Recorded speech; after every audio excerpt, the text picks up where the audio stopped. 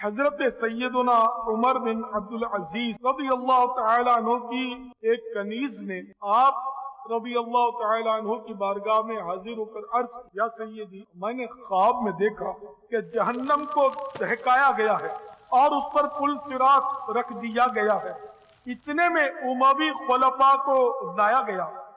سب سے پہلے خلیفہ عبد الملک بن مروان کو حکم ہوا کہ پل صراط سے گزرو۔ وہ پل صراط پر چڑھا مگر دیکھتے ہی دیکھتے دوزخ میں گر پڑا۔ پھر اس کے بیٹے ولید بن عبد الملک کو لایا گیا، وہ بھی اسی طرح دوزخ میں جا گرا۔ پھر سلیمان بن عبد الملک کو حاضر کیا گیا اور وہ بھی اسی طرح دوزخ میں گر پڑا۔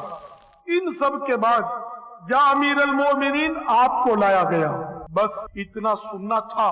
امام الخائفین حضرت سیدنا عمر بن عبدالعزیز رضی اللہ تعالی عنہ نے خوف زدہ ہو کر ایک چیخ ماری اور گر پڑے۔ کنیز نے پکار کر کہا یا امیر المومنین سنیے بھی تو، خدا کی قسم میں نے دیکھا کہ آپ نے سلامتی کے ساتھ پل صراط کو عبور کر لیا۔ مگر حضرت سیدنا عمر بن عبدالعزیز رضی اللہ تعالی عنہ پل صراط کی دہشت سے بے ہوش ہو چکے تھے اور اسی عالم میں ادھر ادھر پاؤں مار رہے تھے۔ واقعی پل صراط کا معاملہ انتہائی نازک ہے۔ پل صراط بال سے زیادہ باریک اور تلوار کی دھار سے زیادہ تیز تر ہے اور جہنم کی پشت پر رکھا جائے گا۔ ہر ایک کو اس پر سے گزرنا ہی پڑے گا۔ پل صراط سے گزرنے کا مرحلہ خدا کی قسم آسان نہیں۔ پل صراط کا سفر نہایت ہی طویل ہے۔ تصور کیجئے اس وقت کیا گزر رہی ہوگی جب میدان قیامت میں سورج میل پر رہ کر آگ برسا رہا ہوگا، لوگ ننگے بدن اور ننگے پاؤں تانبے کی دہکتی ہوئی زمین پر کھڑے ہوں گے، بھیجے کھول رہے ہوں گے، کلیجے پھٹ گئے ہوں گے، دل ابل کر گلے میں آ گئے ہوں گے۔ ایسے خوفناک حالات میں پل صراط سے گزرنے کا مرحلہ درپیش ہوگا۔ اس سے گزرنے کے لیے باکسر، پہلوان، کراٹے باز اور ہٹے کٹے مستندے ہونے کی حاجت نہیں، بلکہ خوف خدا عز و جل کے سبب کمزور و زار اور نحیف و نزار رہنے والے پل صراط کو بآسانی پار کر لیں گے۔ میٹھے میٹھے اسلامی بھائیوں، جہنم کی آگ تاریک ہوگی، پل صراط اندھیرے میں ڈوبا ہوگا۔ فقط وہی کامیاب ہوگا جس پر رب الاکرم عز و جل کا فضل و کرم ہوگا۔ چنانچہ حضرت سیدنا سہل بن عبداللہ تستری رضی اللہ تعالی عنہ سے مروی ہے کہ جس پر دنیا میں تنگی ہوئی اس پر آخرت میں کشادگی ہوگی، اور جس پر دنیا میں کشادگی ہوئی آخرت میں تنگی ہوگی۔ دستور ہے کہ جتنا مال زیادہ اتنا ہی وبال بھی زیادہ۔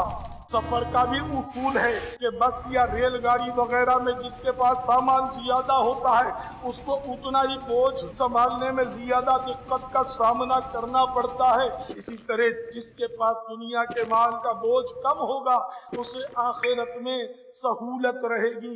چنانچہ حضرت سیدنا انس بن مالک رضی اللہ تعالی عنہ نے فرمایا، اللہ عز و جل کے محبوب عز و جل و صلی اللہ تعالی علیہ وآلہ وسلم کا فرمان عبرت نشان ہے کہ ہمارے آگے ایک سخت گھاٹی ہے، اس پر صرف ہلکے بوجھ والے گزر سکیں گے۔ ایک صاحب نے عرض کی، آقا میں بھاری بوجھ والوں میں سے ہوں یا ہلکے بوجھ والوں میں سے؟ فرمایا کیا تیرے پاس آج کا کھانا ہے؟ عرض کی جی ہاں۔ فرمایا کل کا؟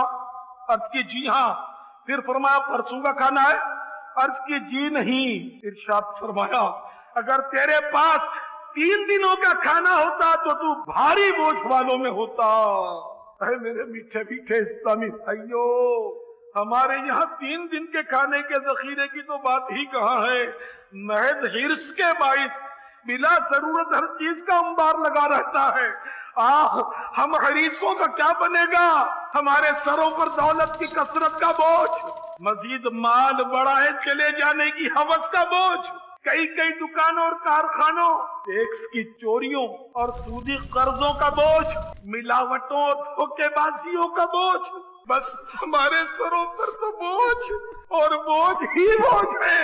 آئے اس قدر بوجھ کے ہوتے ہوئے پل صراط سے گزرنے کی کیا صورت ہوگی؟ پیارے پیارے اور میٹھے میٹھے اسلامی بھائیوں، اپنے گناہوں پر صدقے دل سے نادم ہو کر سچی توبہ کر کے دعوت اسلامی کے سنتوں کی تربیت کے مدنی قافلوں میں عاشقان رسول کے ساتھ سنتوں بھرا سفر اختیار فرمائیے۔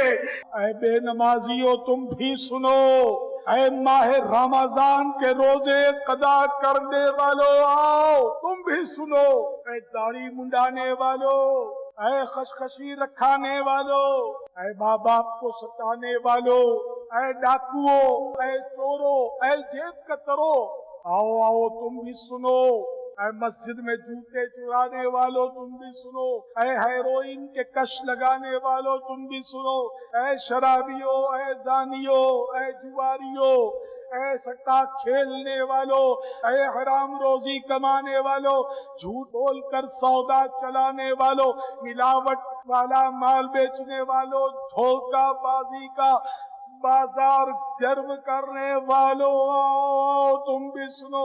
اگر اللہ تبارک و تعالی اور اس کے پیارے محبوب میٹھے مصطفیٰ صلی اللہ تعالی علیہ وآلہ وسلم ناراض ہو گئے، گناہوں کے سبب ایمان برباد ہو گیا تو کیا بنے گا؟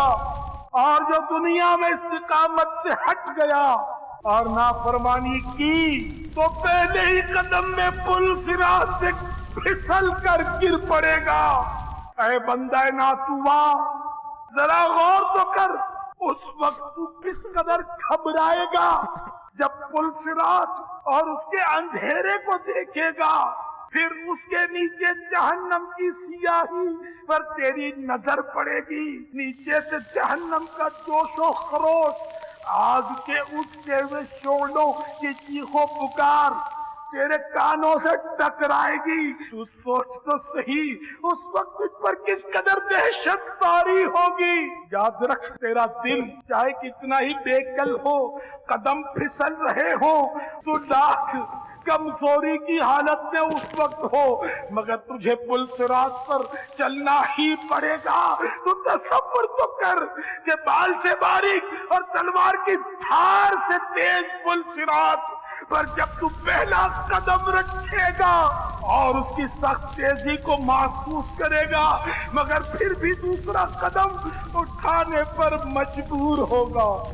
اے گناہوں سے توبہ نہ کرنے والے، اے نمازیں قضا کرنے والے، اے داڑھی منڈانے والے، اے فلمیں ڈرامے دیکھنے والے، اے گانے باجے سننے والے، عورتوں کے ساتھ اور امردوں کے ساتھ بدنگاہی کرنے والے، اجنبیہ عورت کو دیکھنے والے، جھوٹ بولنے والے، گالی بکنے والے، تو سن تو صحیح، تو سوچ تو صحیح، تو غور تو کر، اس وقت خوف کے مارے تیری کیا حالت بنی ہوگی۔ جہنم کی گہرائیوں سے آہو بکا اور ہائے اوہ کی چیخ و پکار تیرے کانوں میں پڑ رہی ہوگی۔ بے شمار لوگ پل صراط سے پھسل کر جہنم میں گر پڑیں گے۔ تو سوچ تو صحیح، اگر تیرا قدم بھی پھسل گیا تو تیرا کیا بنے گا؟